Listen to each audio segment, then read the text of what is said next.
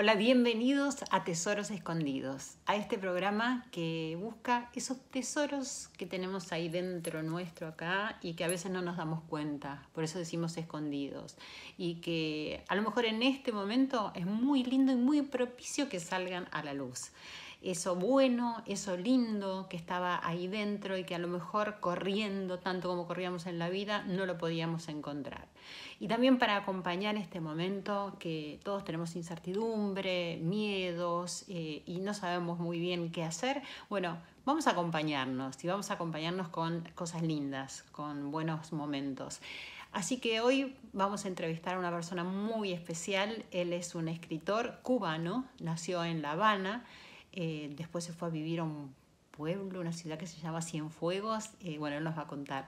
Pero estaba viviendo acá en la Argentina, escribe narración, poesía, ha escrito muchas novelas y ha ganado varios premios, entre ellos el premio Alejo Carpentier en el año 2012 y el premio Nacional de la Crítica por su novela La Catedral de los Negros. Nos va a hablar de la discriminación, del racismo, pero por sobre todas las cosas, ¿qué atraviesa la obra de este hombre? ¿Cuáles son los valores que le importan? ¿Qué es lo que le pasa en la Argentina? ¿Cómo se siente? Revalorizándonos a nosotros, a los argentinos, viniendo de un lugar donde tenía muchísimas dificultades. Y ahí vamos por eso, vamos por esto lindo que alguien de otro país viene a contarnos qué pasa en nuestro país, que a veces nos olvidamos, ¿sí? Tenemos muchas cosas buenas todos, como seres humanos y también como país. ¿Vamos a escucharlo? Bueno, muy bienvenido, Marcial Gala, ¿cómo estás? Muchísimas gracias por darme parte de tu tiempo. Gracias a ti por esta posibilidad de expresar lo que pienso. Al contrario, es un placer para nosotros. Quería comenzar preguntándote acerca de algo que dijiste en una entrevista que tiene relación con el crimen de Floyd. Dice, pienso que quienes pretendieron robarle la humanidad la perdieron. Y te quiero preguntar en relación a eso, si pensás que junto con esta pandemia que estamos viviendo, que el coronavirus, se despertó también esta pandemia de una crisis de los valores de la humanidad, ya sea por el racismo, la discriminación, por muchísimas cosas que están sucediendo en el mundo. Yo pienso que sí, porque el miedo provoca que el hombre vuelva a lo básico y que las particularidades de pronto nos parezca que son más importantes que lo que nos une.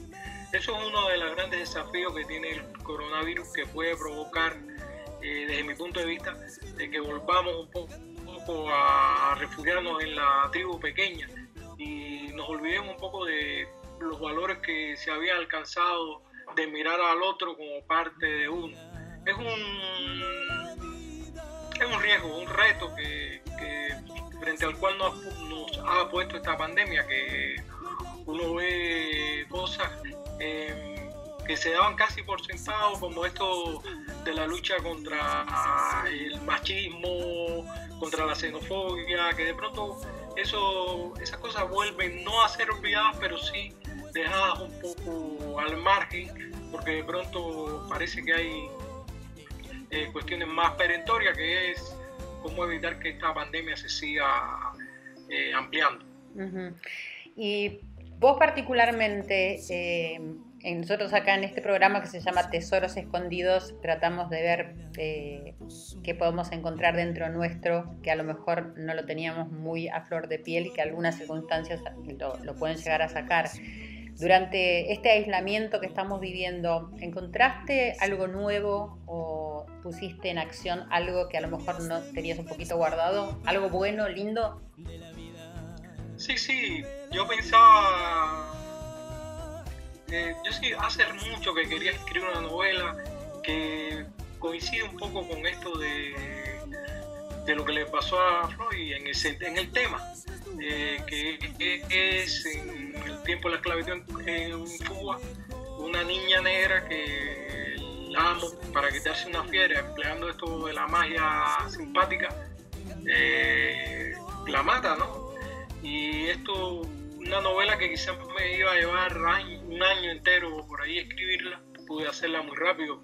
Y también me sirvió un poco para lecturas que tenía trazadas, leerlas y también ver un poco otra característica del pueblo argentino, que es la colaboración, la solidaridad, la empatía. Al lado de tantas cosas feas que pasan, siempre es bueno comprobar que la gente tiene virtudes y que luchan por aferrarse a eso, a lo que yo me refería con estos policías que mataron a Floyd, que es aferrarse a lo humano, que es lo que nos va a salvar, más allá del miedo, del temor a lo desconocido que implica esta pandemia, que uno no tiene donde refugiarse porque de pronto, bueno, la palabra lo dice, pandemia, parece como si lo hubiera en todas partes.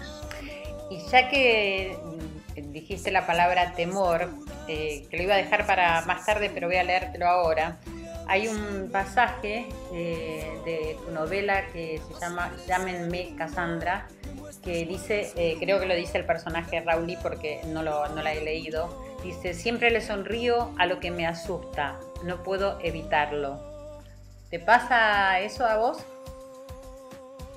Sí, en Cuba me pasa, y también es así, es una reacción humana de tratar de darle cierta ligereza a lo terrible, que es una de las cosas que caracteriza al africano, al negro, que por eso mucha gente piensa que el negro cuando debe llorar ríe, cuando ríe llora, por nuestra tendencia a ver la vida no con esa trascendencia, no con esa búsqueda de los fines últimos que caracteriza, por ejemplo, a una parte del español, sino que la cultura negra, que Cuba, en Brasil, en Venezuela, acá mismo en Argentina con el tango, con tantas cosas, es una cultura más de la ligereza, de lo inmanente y de la búsqueda de la felicidad.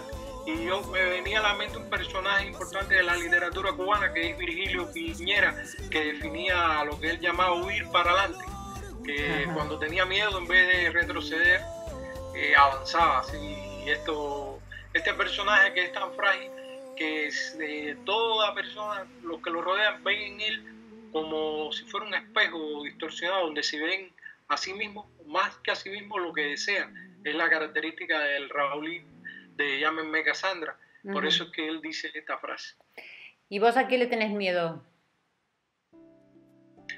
A lo desconocido, como todos, ¿no? Y también a la pérdida del deseo de vivir, que a esta edad que tengo yo, ya 50 y tantos, es lo que a uno le empieza a preocupar más que nada, ¿no? Que al final le perdamos el amor a la vida, a la curiosidad, que cuando uno es joven parece que la tiene para todo, ¿no? Sí. Eres un muchacho y te hablan de Borges y lo lees, te hablan de Hemingway y lo lees, pero ya a medida que pasa el tiempo uno empieza a asustarse, decir, si lo leo me va a dar el placer que me da.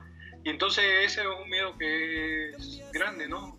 El miedo a perder lo curioso, y también el miedo lógico de que hay algo que flota en el ambiente, que no sé si es una cuestión de los fines secular, ¿no? Del fin de siglo y del principio de este siglo XXI, que es el miedo a lo desconocido. Así ya estamos agotando nuestra etapa de vida, no nuestra, sino de la civilización en humana. General, claro. Es como una especie de... Tú te pones a ver filmes, se abundan mucho las películas catastróficas, también abundan las novelas que tratan de la distopía, y entonces hay como una especie, por primera vez, de pronto vienen 5 terremotos y cuestiones así que se nos van de la mano, además del calentamiento global, que es terrible. Claro. Bueno, a los humanos, que no podemos ya ni siquiera decir, bueno, si evitamos hacer esto vamos a tener este resultado bueno, sino que como estos cometas que abundan en el espacio, en el sistema solar, de pronto es lo impredecible. Eso es una cosa que asusta mucho. Hay una como sensación de finitud en vez de infinito, ¿no? Quizás como una sensación que tenemos interna y en el cuerpo. Y bueno, un poco eso me refería cuando te decía al principio que a lo mejor la pandemia esta había despertado un poco todos estos puntos que estás mencionando, ¿no? Y que tiene que ver, ¿vos crees que tiene que ver con el obrar del humano, del ser humano, con la forma en que hemos venido accionando a lo largo de siglos, digamos, para llegar a este punto de lo que está sucediendo? Es un poco difícil porque ya pasó, ¿no? Entonces, pero sí se ve, cuando tú lees un poco tanto a escritores de ciencia ficción, como a cineastas, como a científicos, hacía tiempo que estaban pronosticaban esto. Sí. Lo que pasa es que los costos para los políticos eran tan grandes, invertir en salud para una cosa que podía pasar lo mismo en su proceso presidencial que después, se fue como alargando, pero uno se da cuenta que a partir de las enfermedades como la de las vacas locas, las gripes que hubieron, la sensación de que un tipo de COVID iba a tener este efecto global, estaba en el ambiente, o sea que no es nada nuevo. Lo que pasa es que la respuesta de los políticos y la respuesta de la sociedad fue tremendamente perpleja. Los políticos quedaron perplejos, el mal, sobre todo el pánico, sobrepasó el tamaño de la enfermedad. O sea, solo sabemos que no sabemos nada, ¿no? En este momento estamos mucho más cerca de eso. Y hablando de otro tema, Marcial, ¿vos hace 5 años que estás acá en la Argentina? 5 años. ¿Y puedo preguntarte por qué estás acá en la Argentina? ¿Dejaste tu Cuba natal? Sí, por varias razones. Una porque me enamoré y me mudé para acá. Otra porque vine acá a estudiar y también me enamoré del país. Empecé a conocer la Argentina y sobre todo cuando llegué a Buenos Aires me encantó la ciudad y me gustó mucho.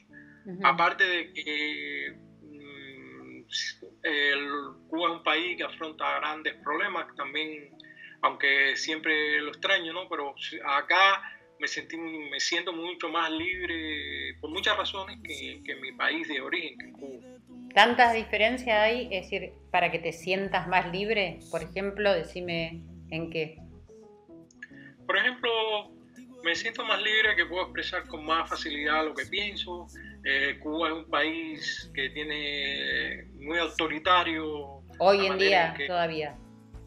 Sí. Sí, mucho control. Es una sociedad del control muy fuerte que tiene que cambiar de ambas partes. O sea, no voy a decir que el gobierno cubano tiene la culpa absoluta de todo.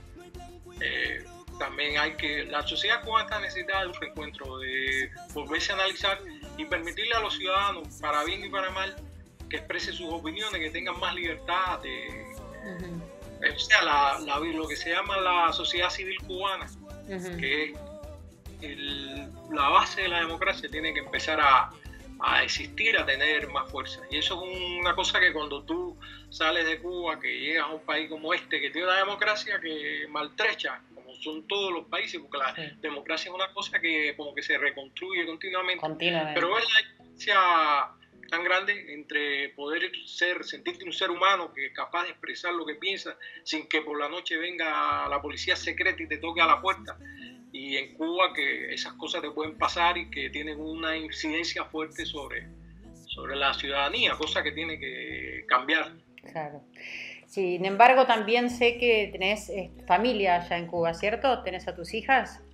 Sí, tengo 2 hijas, una de 15 años y otra que tiene 20 años, son grandecitas ya. ¿Y cómo están transitando este momento tan difícil de la pandemia hacia la distancia? Estoy bastante bien, porque por suerte la madre, mi esposa y mi hija mayor trabajan, son profesoras de secundaria y ganan un sueldo no bueno, porque en Cuba, producto de montones de cosas, el dinero no alcanza para nada, cuando a mucha gente acá tampoco le alcanza. Pero sí, eso, y más que yo los ayudo un poco y han podido transitar. Y aparte, el coronavirus en Cuba no no fue como acá, ¿no? En la ciudad donde ellas viven, en Cienfuegos, que queda un poco... ellos viven en una parte de la ciudad de Cienfuegos, no sé si las has oído mencionar. Sí, pues sé que vos naciste ahí. No, nací en Ciudad de La Habana. Y te mudaste, te mudaste para ahí, sí. Mis padres se mudaron y me arrastraron. Y entonces ahí, ellas están bastante bien, tengo bastante comunicación. Y el problema más grande que hay en Cuba para ellas es la escasez. Hay mucha escasez de alimentos, de productos básicos, pero han logrado solventar, como son ellas tres solas, bastante amplio, no están mal. ¿Y sentís que acá en la Argentina tuviste más posibilidades de que se reconozca tu trabajo, el don de escritor y todo lo que anhelás un poco hacer en esta vida? Bastante, sí, creo que sí. Aunque yo en Cuba ya era un escritor conocido, o sea, había ganado varios de los premios principales de Cuba y había logrado publicar en Cuba y me hacían entrevistas, pero realmente cuando llegué acá, la atención que tuvo mi obra fue más grande, tuve un ambiente muy propicio para la escritura, di talleres en los principales lugares para mí, de acá de Argentina, como la Biblioteca Nacional, como el sistema de biblioteca de la ciudad, como el Bellas Artes, y fui a muchas ferias y realmente me hicieron entrevistas en los principales diarios y realmente, bueno, vives acá y te das cuenta que la vida cultural de Buenos Aires es muy amplia, muy grande, que sobrepasa no solo la de Cienfuegos, sino mucho la de La Habana, que sin embargo no es una ciudad culturalmente, pero Buenos Aires es una ciudad que nunca duerme y en la que los estímulos para escribir, para desarrollar tu arte son muy grandes. Ya uno extraña mucho, por ejemplo, en esta etapa del corona, de la cuarentena, los cafés de Buenos Aires, donde tú te podías sentar a escribir o hacer talleres literarios, porque yo, entre otras cosas, vivo de la clínica literaria, el taller que muchas veces requiere una unión directa entre... Y el contacto físico, realmente. Bueno, ojalá que pronto pueda volver. Y decime, ¿toda tu obra está atravesada por el tema del racismo o no? O sea, ¿has escrito alguna otra temática? Realmente el racismo en mi obra es importante, pero no es fundamental. Lo más importante para mí en mi obra es la relación entre el hombre y Dios, entre otras cosas, entre el hombre y el poder. La relación, la dicotomía entre el bien y el mal.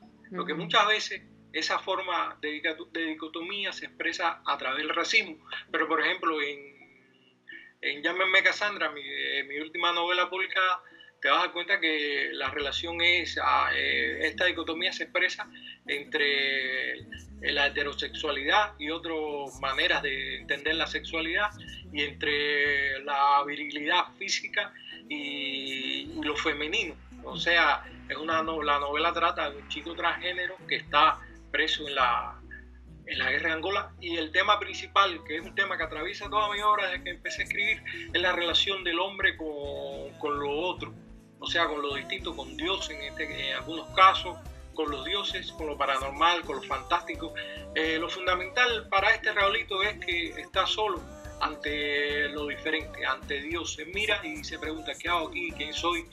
Y, o sea, el racismo es un tema importante en mi obra, pero por ejemplo ni en la Catedral de los Negros siquiera, que se llama la Catedral de los Negros, y uno puede pensar que trata de racismo y transcurre en un barrio negro, pero el racismo no es lo principal. En esa novela lo principal es el mal, por qué surge, por qué nos va ganando poco a poco y nos hace ser lo que somos, es así, es la pregunta del hombre, en este caso del hombre cubano, del hombre caribeño, latinoamericano, que se pregunta, que trata de refundar el mundo en el siglo XXI, ¿no? Y que el nuestro es un continente al cual le pronosticaron un futuro esplendoroso, prácticamente desde que Colón llegó acá, o incluso antes, porque acá había grandes civilizaciones, y ese futuro esplendoroso no ha llegado, y esa es una pregunta capital en mi obra, ¿dónde está? Que creo que muchos latinoamericanos, escritores o no, se lo hacen, porque estamos en el siglo XXI y Latinoamérica se balancea, de pronto tiene una década buena y de pronto una década perdida. Mira ahora con el corona, posiblemente somos el continente más golpeado. Sí, pero seguramente también esta explosión que determinó la pandemia y las catástrofes son los que más nos hacen preguntar, ¿no? Acerca de Dios, de la creación, de quiénes somos, de qué estamos haciendo acá. Y me parece re interesante lo que decís, qué es lo que atraviesa tu obra, porque me parece como que es la cuestión de la vida, por lo menos para mí también. Y bueno, te saqué un montón de tiempo, te agradezco mucho, pero quisiera, antes de despedirnos, si podrías decirle a la gente que te va a ver y que te está conociendo. Yo la verdad es que te conocí a través de una entrevista y me pareció muy, muy lindo y muy rico poder conocer tus pensamientos brevemente en este programa. ¿Qué le podrías decir a toda la gente desde tu corazón y con tus anhelos y con tu propósito de vida, con lo que has pasado y con lo que sos hasta el día de hoy?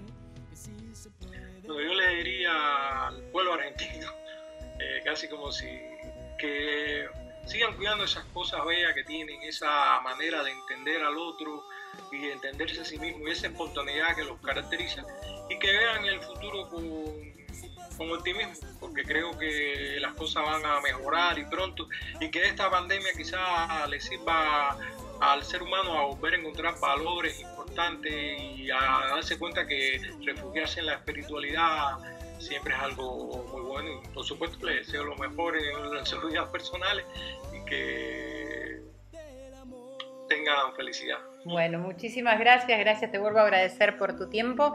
Vamos a leer, yo voy a leer por lo menos tus novelas porque me llaman mucho la atención y me dan mucho interés. Y bueno, será hasta la próxima. Muchísimas gracias. Gracias a ti. Gracias. Y ahora todo es de color, no hay blanco y negro con tu amor. Disipas todas las dudas, los días grises se alumbran.